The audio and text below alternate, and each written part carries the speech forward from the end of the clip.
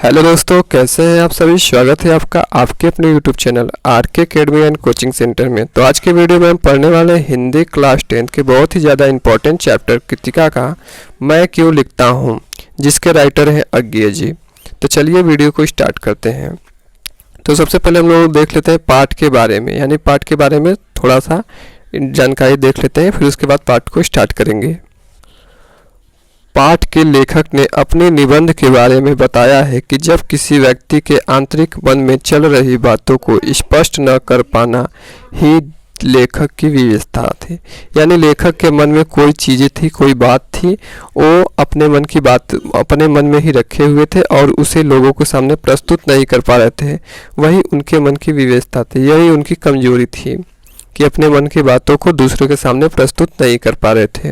उनका मानना है कि जब अनुभव से बहुत कुछ जान लेता है, जब मनुष्य अनुभव से अपने बहुत कुछ जान लेता है, तभी वह किसी कहानी या साहित्य की रचना कर पाता है। यानी जब तक आदमी को किसी भी चीज़ का अनुभव नहीं हो पाएगा, तब तक वो किसी कहानी, निबंध या साहित्य की रचना नहीं कर पाएगा, ऐसा लेखक का मानना है। बिना अनुभव के कोई मनुष्य कुछ भी नहीं लिख पाता है। जब तक मनुष्य के पास अनुभव नहीं रहेगा, तब तक आप कोई कहानी नहीं लिख पाएंगे। सही बात है। लेखक के साथ भी ऐसा ही हुआ। वह सोच रहा था कि मैं क्या लिखूं, और लेखक के असमंजस का यही विषय रहता है कि लेखक सोचता है कि मेरे पास कोई अनुभव इस समय नहीं है, तो मैं इस कहानी को क्या लिखूं। और इसी को पाठ का नाम भी दे दिया गया है कि मैं क्यों लिखूं, मैं क्यों लिखता हूं। तो चलिए, अब ये तो हम लोग थोड़ा सा पाठ के बारे में रूपरेखा देखा। अब वीडियो को स्टार्ट करते हैं, इसका जो है पूरा लॉन्ग में।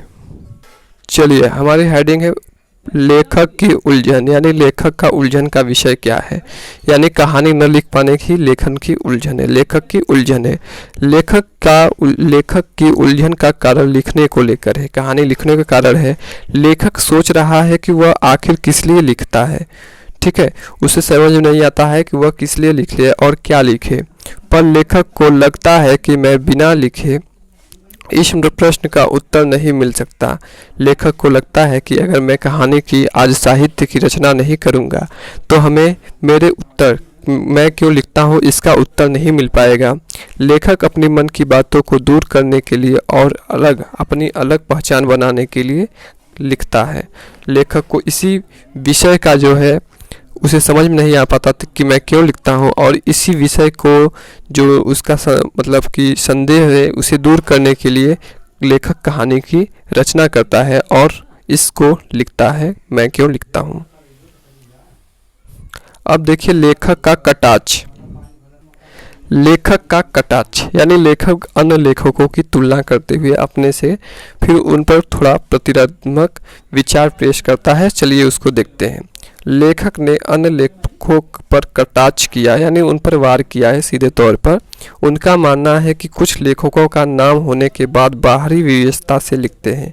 यानी जिन लेखक का नाम हो जाता है वो उन चीज़ों को बड़ी शालीनता से न लिखता, बहुत ही ऊपरी मन से लिखते हैं। यानी जो कहानी उन्हें मतलब पसंद आती है, उनको बस थोड़ा बहुत हल्का फुल्का दिमाग लगा के ही लिखते हैं, यानी उसमें घुसकर और उसे समझकर नहीं लिखते हैं। बाहरी विशेषता अर्थात संपादकों का आग्रह, प्रकाशक का तकाजा, आर्थिक आवश्यकता आदि हो सकती है। अब देखिए, बाहरी व्यवस्था का मतलब होता है कि संपादकों का आग्रह, प्रकाशक का तकाजा, यानी जो राइटर होते हैं, जो बुक छापने वाले होते हैं और जो उस पर अपनी राय देते हैं, उन सब जो लोग उस पर आग्रह करते हैं कि आप एक कहानी या कोई कविता को लिख लीजिए, फिर उसके बाद ही लिखने का कार्य करते हैं। या उन्हें कोई आर्थिक आवश्यकता होती है। आर्थिक आवश्यकता का अर्थ है कि जब वो कोई कहानी या कविता को लिखते हैं तो उन्हें कुछ मुद्रा मिलती है, यानी कुछ धन दिया जाता है कहानी लिखने के एवज में। जब इनकी आवश्यकता होती है तभी वो क्या करते हैं, कहानी को लिखते हैं या कोई निबंध या रचना की रचना करते हैं। अन्यथा वो कहानी को नहीं लिखते। उनका मानना है कि कुछ लेखक इतने आलसी होते हैं कि सुबह उठते ही बिस्तर पर पड़े रहते हैं। उनका मानना है कि कुछ लेखक तो इस प्रकार होते हैं कि जब तक उन्हें कोई प्रलोभन न मिले तब तक वो कहानी को नहीं लिखेंगे। लेकिन कुछ लेखक किस प्रकार से आलसी होते हैं यानी निकम्मे होते हैं कि अपने बिस्तर पर पड़े रहते हैं जब तक उनका अलार्म नहीं बजता। पर लेखक को कभी भी अलार्म की ज़रूरत नहीं पड़ती। उनका मानना है कि मैं अपने आप ही उठ जाता हूँ। यानी उनका मानना है कि जो लेखक ऐसा करते हैं, बिस्तर पर पड़े रहते हैं, अलार्म जब तक नहीं बजेगा तब तक अपने बिस्तर से नीचे ज़मीन पर पैर नहीं रखेंगे। लेकिन लेखक को मानना है कि लेखक कहते हैं कि मेरे अंदर ऐसा स्वभाव नहीं है, मैं सुबह उठ जाता हूँ बिना अलार्म के ही। अब देखिए हिरोशिमा के ऊपर विचार, यानी जापान का एक शहर है हिरोशिमा और नागासाकी, इन पर क्या गिरा था, बम गिरा था। तो उनके ऊपर लेखक जी का क्या विचार है इसको देखते हैं। लेखक कहते हैं कि मैं विज्ञान का विद्यार्थी रहा हूँ। लेखक कर रहे हैं मैं विज्ञान का विद्यार्थी रहता हूँ और मैं अणु, परमाणु, ठीक है, विज्ञान इस सबसे बहुत ज़्यादा जानता हूँ। तो मुझे जब बम गिरा था तो उसके बारे में थोड़ी बहुत जानकारी है कि बम से कितना बहुत ज़्यादा विस्फोट हुआ था और बहुत लोगों की जान हानि हुई थी। तो जब मैं हिरोशिमा पर अणु बम गिरा तब मुझे इससे संबंधित खबर पढ़ा और उन्होंने जब बम गिरा हिरोशिमा पर तो उन्होंने अखबार में इससे जो संबंधित खबर है कि कब क्या हुआ और कितने लोग का नुकसान हुआ वो सब खबर को पढ़ा और इसके दुरुपयोग पर बहुत दुख हुआ। और जो बम बनाकर उस पर विस्फोट किए हैं उनसे लोगों की हानि हुई है, बहुत लोगों की, ठीक है। उनसे लेखक को बहुत ज़्यादा तकलीफ़ हुआ है कि ऐसा लोगों को नहीं करना चाहिए कि बम बनाकर दूसरे के ऊपर गिराकर इससे जन हानि हुई है। तो अब देखते हैं हम लोग कि लेखक का इंटरव्यू यानी लेखक का इसके ऊपर क्या प्रतिक्रिया रही जब इनसे इंटरव्यू यानी इनका साक्षात्कार जैसे होता है पॉडकास्ट हुआ तब इन्होंने अपना कैसा विचार दिया। लेखक अपने साक्षात्कार में बताते हुए कहते हैं कि एक बार उन्हें जापान जाने का मौका मिला।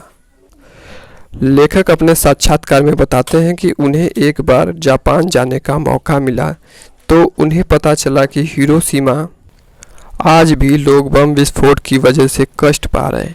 यह देखकर उन्हें बहुत ज़्यादा तकलीफ़ हुआ कि जो बम विस्फोट हुआ था हिरोशिमा नागासाकी में, वहाँ पर जो जन हानि हुई थी, लोगों की हानि हुई थी, तकलीफ़ें हुई थी, उनसे लेखक को बहुत ज़्यादा दुख हुआ था कि आज भी उस वजह से लोग कष्ट पा रहे हैं यानी तकलीफ़ में हैं।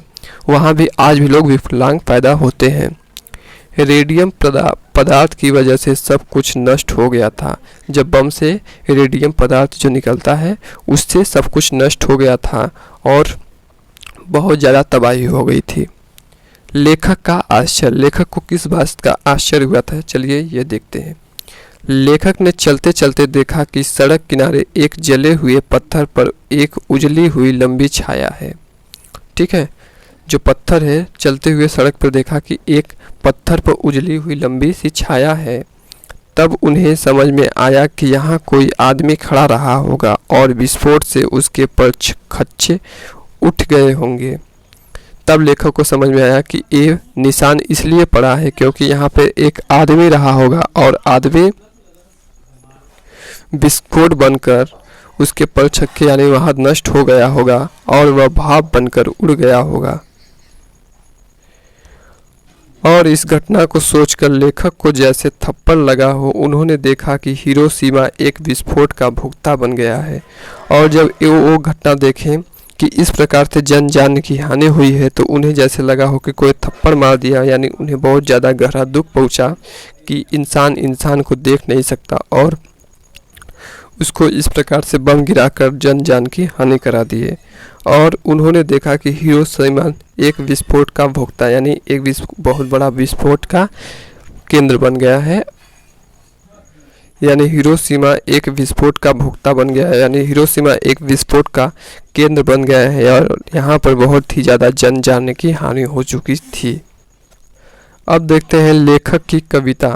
लेखक ने भारत आकर एक हिरोशिमा पर कविता लिखने की सोची। उन्होंने कहा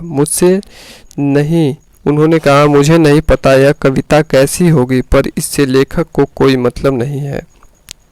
फिर लेखक जब इस सब चीज़ों को देखकर अपने भारत देश वापस आए तो उन्होंने सोचा कि जो हिरोशिमा पर तबाही हुई है उस पर एक उन्होंने कविता लिखने की सोची कि इस पर एक कविता अच्छी से लिखी जाए कि जिसे लोग पढ़ें और समझें कि वहाँ पे कैसे जन जाने की हानि हुई है।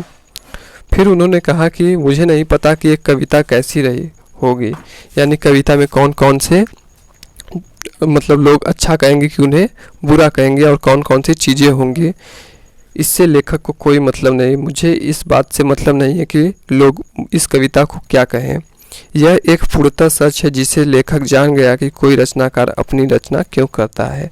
फिर लेखक कह रहे हैं कि इस कविता के माध्यम से सबको पता चल जाएगा कि एक रचनाकार यानी जो लेखक होता है वो कहानी अपनी क्यों बनाता है। इसलिए बनाता है क्योंकि जब कोई अपने आँखों से देखी सुनी चीज़ों को एक शब्दों में उसे पिरोने की बात करता है तो वही होता है जब कोई चीज़ या कोई दृश्य को ऐसा देखता है तब उस पर कहानी या निबंध या रचना लिखा जा सकता है, और इसी को लेखक ने करने का फैसला किया। तो आशा करते हैं आपको अच्छे से समझ में आएगा। इसका क्वेश्चन आंसर जो है हमारे इसी यूट्यूब चैनल पर आ चुका है, जिसको आपको लेने के लिए प्लेलिस्ट में जाना होगा। प्लेलिस्ट में जाना होगा, फिर उसके बाद क्वेश्चन आंसर वाला टाइप करना होगा, क्वेश्चन आंसर क्लास 10th, वहाँ आपको मिल जाएगा। तो चलिए थैंक यू, मिलते हैं अगले वीडियो में।